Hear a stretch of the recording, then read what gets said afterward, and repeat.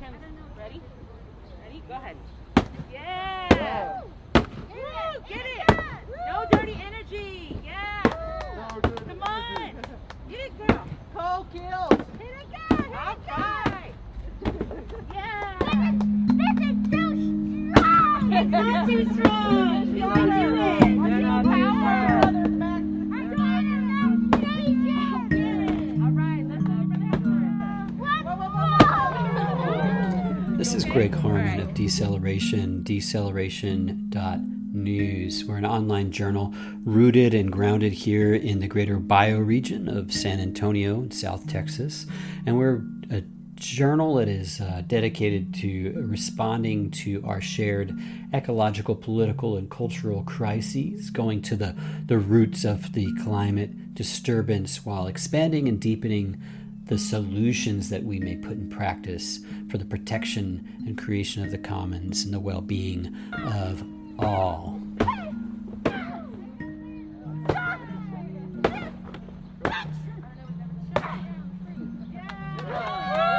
down Spruce!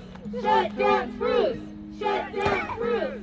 That is an audio clip from a recent action outside of CPS Energy's headquarters. CPS Energy is the locally owned gas and electric utility in San Antonio, and communities showed up at their last board meeting to let them know we are in opposition to a planned rate increase until the rates themselves are structured in a fair way. And we are opposed to the return of forced disconnections for an inability to pay. Community continues to struggle across the city, and we hope that with as we onboard a new city council, that we'll see more support for challenging the status quo at our utility as we continue to come out of kind of crisis footing and into a more sober and engaged response to the climate crisis. You know, the 2020s, we have to reduce emissions by 45% this decade. That's what the scientists One of those speakers was Darby Riley, a local Sierra Club volunteer and a longtime practicing attorney. Darby was a key architect and driver behind the Recall CPS effort to transform the governance model of our utility to resemble more that of Austin, where the city council serves as the de facto utility board. And the Recall CPS petition, it would have protected low-income citizens from unaffordable rates and disconnections, would have closed the coal plants by 2030, increased efficiency, and changed the board structure to city council control of policy. After we got those signatures, CPS Energy Management got scared, and they went out and filed a lawsuit in Travis County without notice to anybody. And basically obtained the judgment in December, and nobody knew they were even in this court. And the judgment stated that this petition could not go forward because it might affect the bonds of CPS. Well, this was an illegal matter.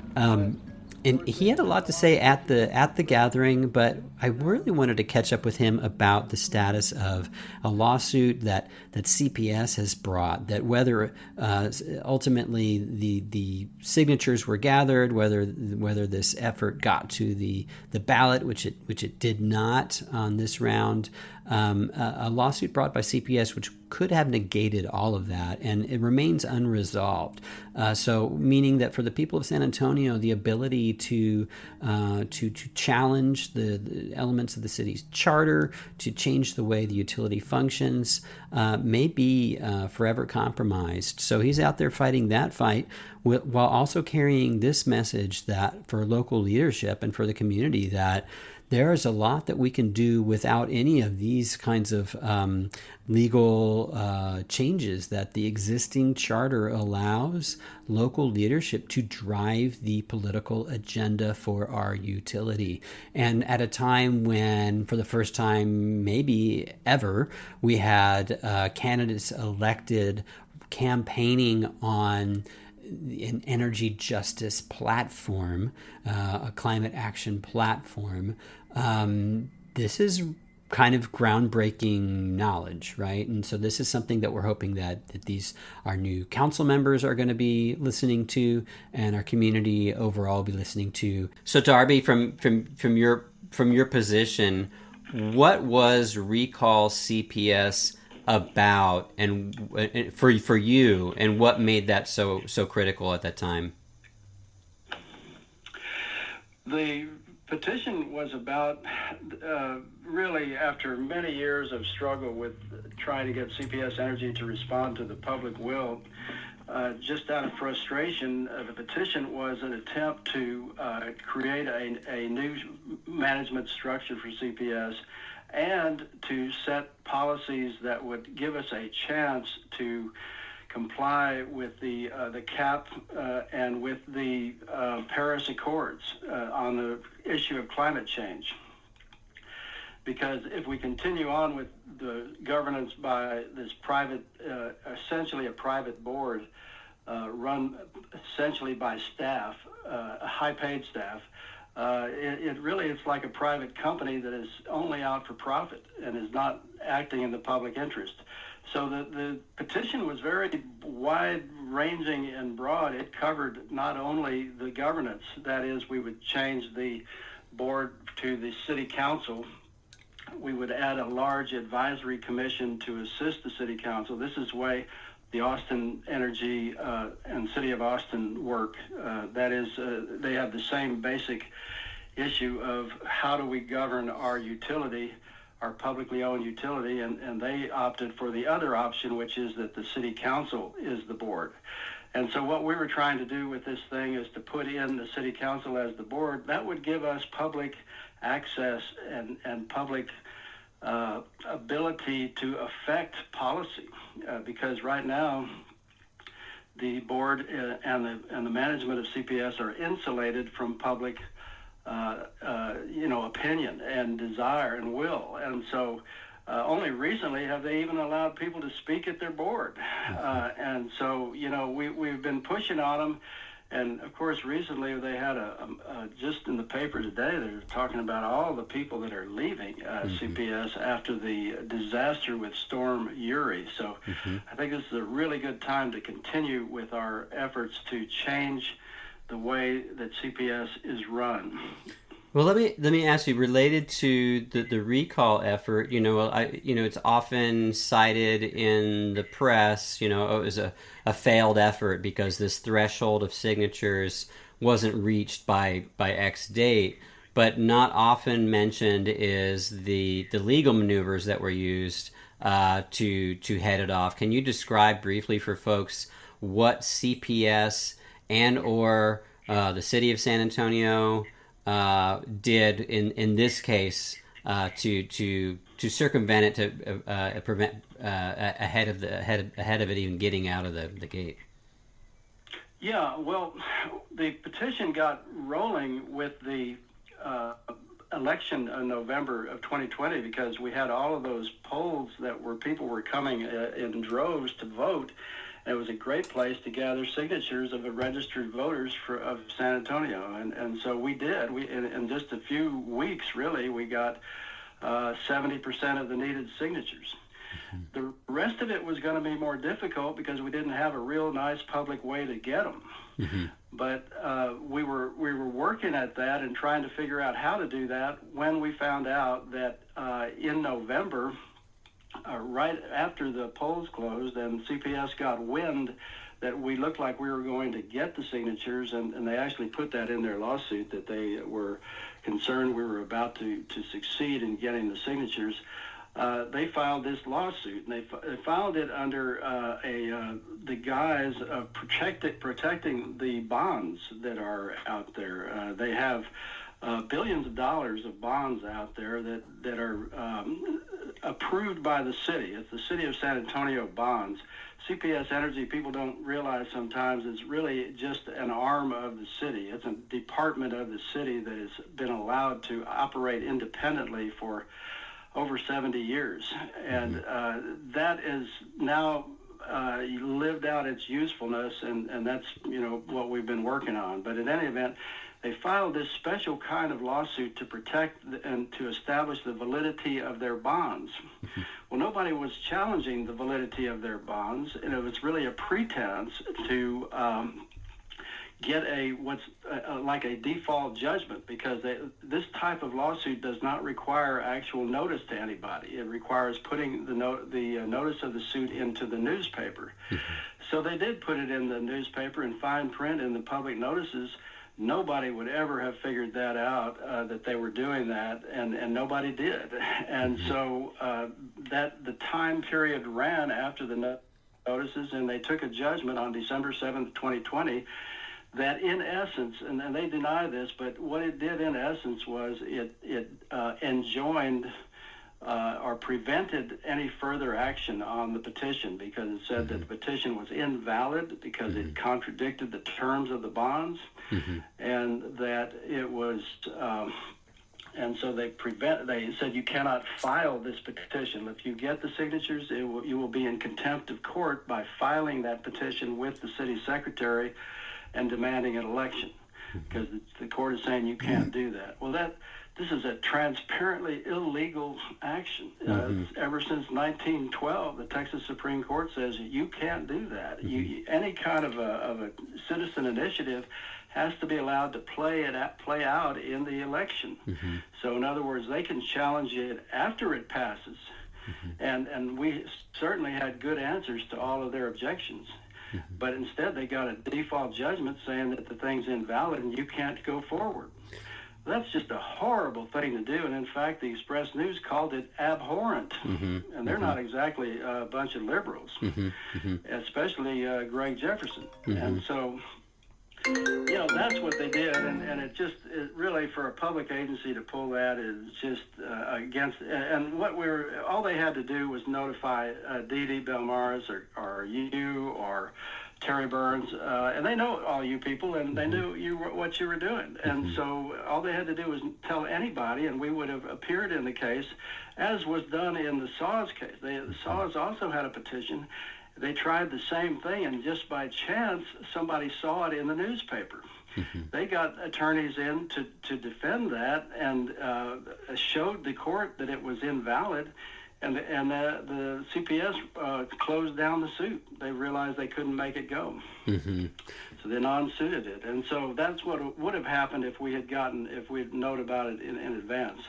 At this point, we're on appeal now, and they're challenging our right to appeal under this special statute. So what is... And they're really pulling out all the stops. Yeah, what is at stake in terms of this case? I mean, someone listening might think, okay, well, they were doing this kind of like throwing some legal muscle at this effort to challenge the status quo, to bring more energy democracy to CPS, more public representation or control.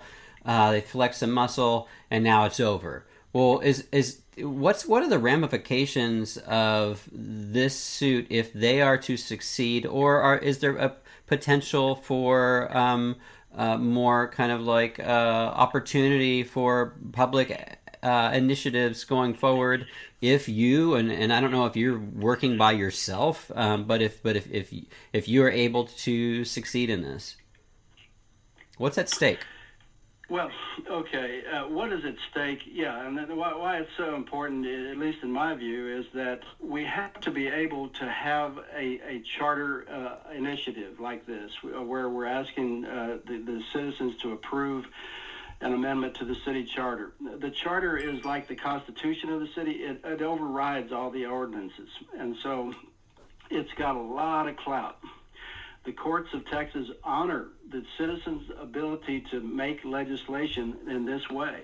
There's also an initiative and referendum provision in the charter that is also similarly respected by the courts. And so we have to maintain that respect. They have used a special type of bond litigation to try to get around that issue, and they can't be allowed to do that because as Greg Jefferson said, we have to be able to control our utility that we own, and for us to have no control, and even the council they can claim has no control, is nutty. Not only that, but the bonds themselves do not support what they say. And, you know, we were talking about this. Section 19 of the bond sets up or says what is the management of CPS going to be. And this is a contract between the bondholders and the city. And the management is going to be this 5-member board, et cetera. But it says the city reserves the right to change the method of selection of the board. And it reserves the right to direct policy and review policy. Well, I want to ask you about that. I want to ask you about that in just 1 second. I want to hold up here and idle a little bit on this. So, in terms of this effort, what's playing out in court, does it, if they are successful, will it make it more difficult, impossible for citizen petitions to come to? Is that what you're saying? To challenge the bond or the charter language of the city?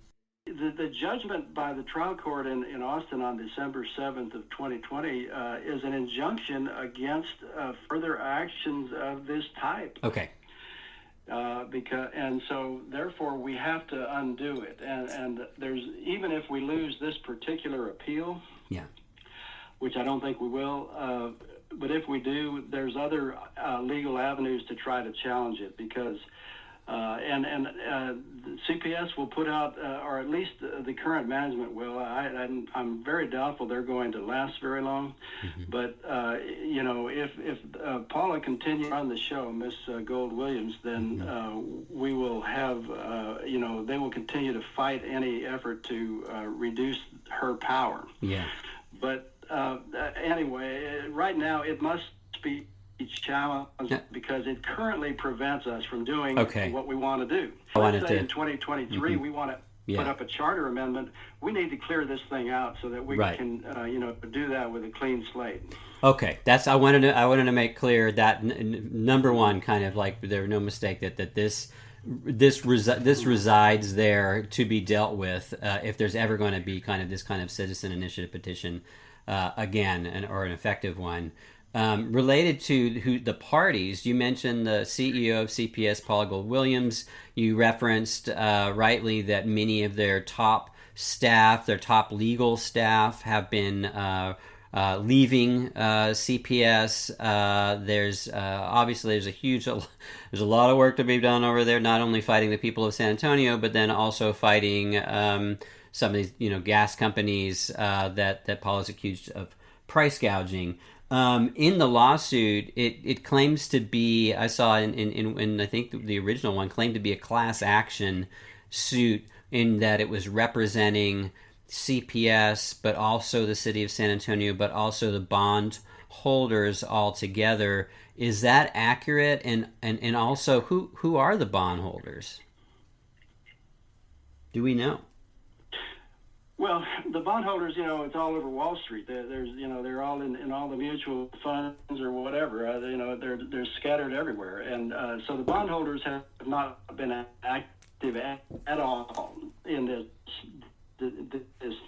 thing, and neither has the city. In fact, I'm not sure that the city council is aware that this suit it was driven by the management at CPS Energy, and so the reason it's called a class action is because that's the nature of the particular type of suit that they filed. It's a bond verification, bond validation suit under Chapter 1205 of the Government Code, and what it is. It doesn't call for actual notice to anybody. It's just trying to tell the public and the bondholders that the city does have authority to issue the bonds. And it's usually used when somebody comes up and says, hey, wait a minute, you can't do those bonds because you didn't get the right authorization from the state or something, okay? Mm-hmm. Some citizen comes up and does that. Mm-hmm. Well, the legislature found that was a problem because it was holding up these bonds and costing interest and everything else.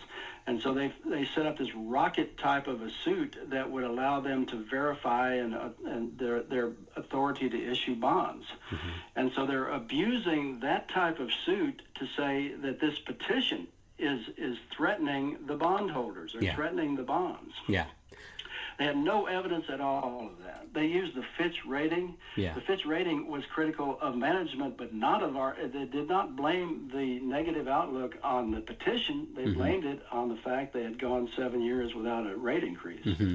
Yeah, there was a number of elements in that Fitch and different reports, and I think there was concern that if there were more public control, that there'd be less predictability maybe, but it was not the key element. Also, holding a coal plant is probably much more damaging right now to a portfolio than having some, council directed. Just an example. The $1 billion problem that we just got with Storm Uri. As I keep telling everybody I can tell, Austin Energy had a better plan for putting their plants back in action after they were compromised by the storm. Right. They got back online and were able to sell to the grid rather than buy from the grid. Right. And they made $54 million as opposed to losing $1 billion. Yeah. Yeah. That has resulted in severe downgrade of our bond rating. Mm-hmm. We're about to issue more bonds. They say they are, and they have to with all the debt they've got. And they've gone from AA+ to AA-. That's going to cost money, a lot of money to the public. They keep forgetting that we own them and that we've got to pay. Well, yeah, I want to talk about that. So one of the things you said earlier in the conversation, I think we didn't return to this, is that you feel like that the CEO is kind of carrying the city along on a chain a little bit into this lawsuit, but this is like her work kind of covering her tracks for poor planning. But this to stick with this issue with ownership and debt and this with the bondholders, the original language of this the city charter with CPS is really interesting. It's anti-democratic from the beginning, right? So the reason so I'm going to quote for it: the city financed the purchase of city public services at the time by issuing bonds, and the 1942 ordinance authorizing those bonds and trust indenture provided by the board to maintain the control of those systems as long as those bonds are outstanding. So as long as that debt exists, right? And the intent here, it reads, is to guarantee that, quote, good business practice, not city government, would guide the new company.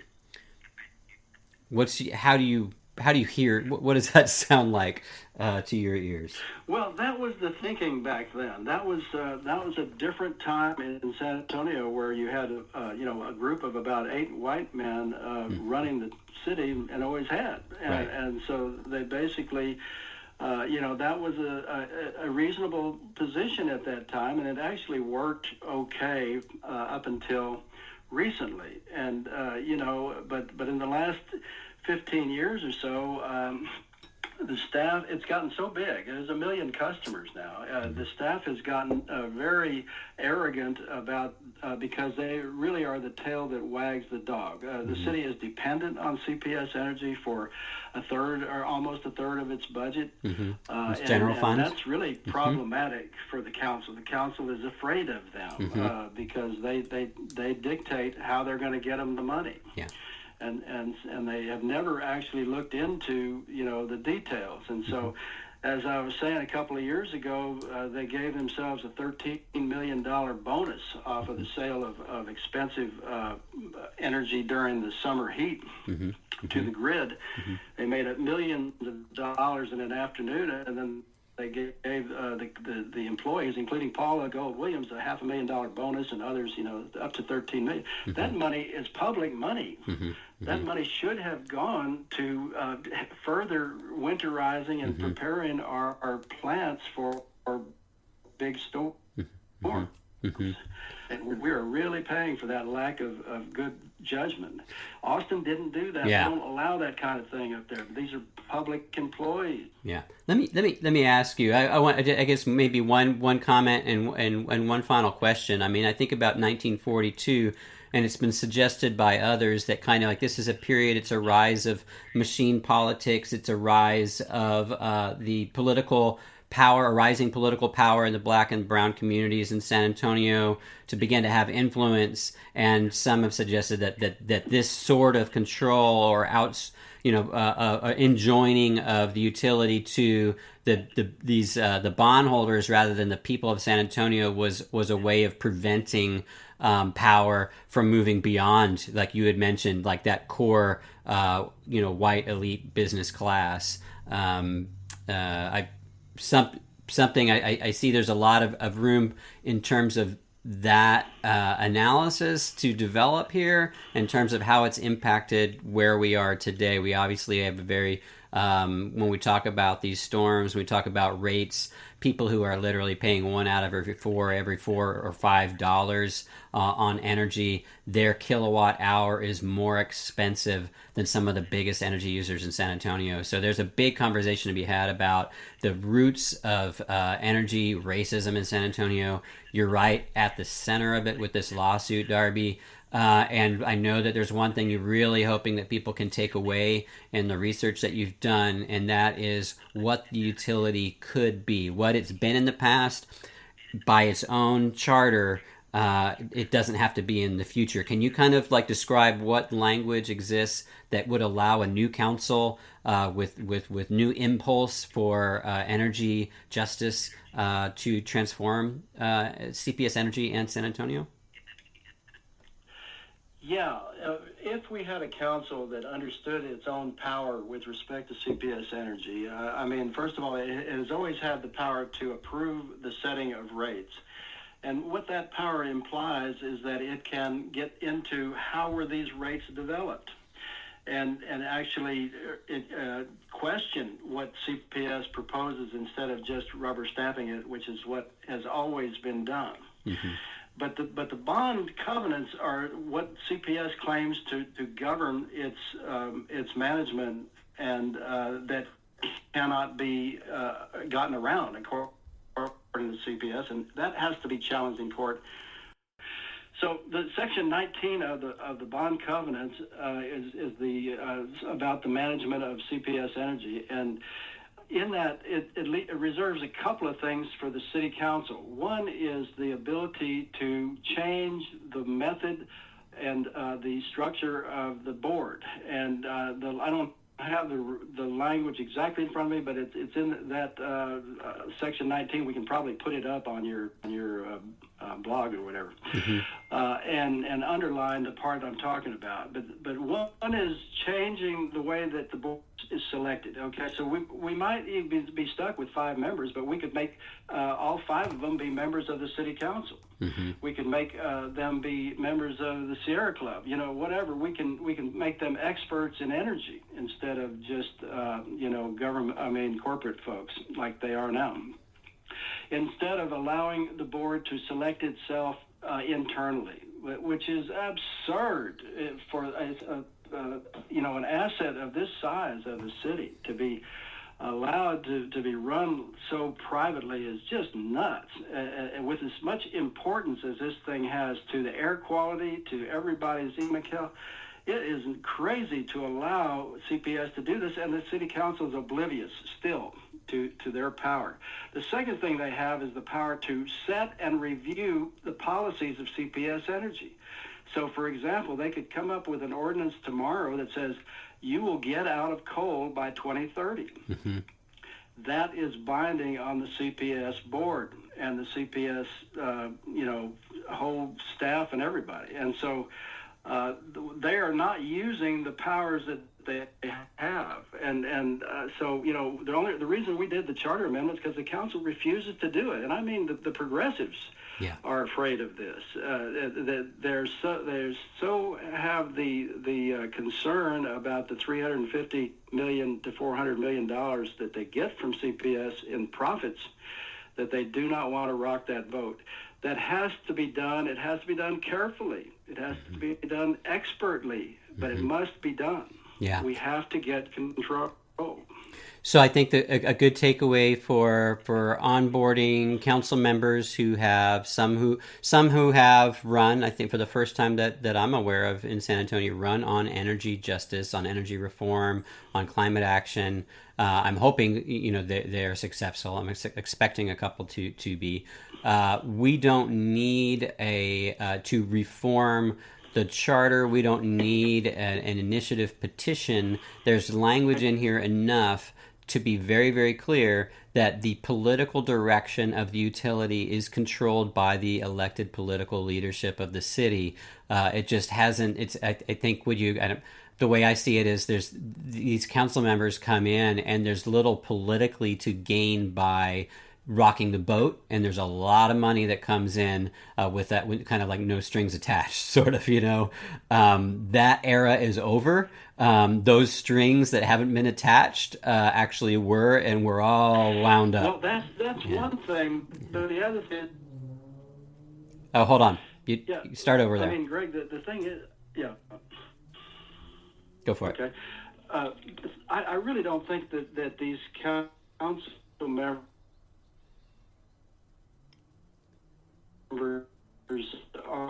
they believe they don't have the power. Nobody's ever looked at these bonds before. They do not know the actual structure of the power over there, and I mean power in another way. And so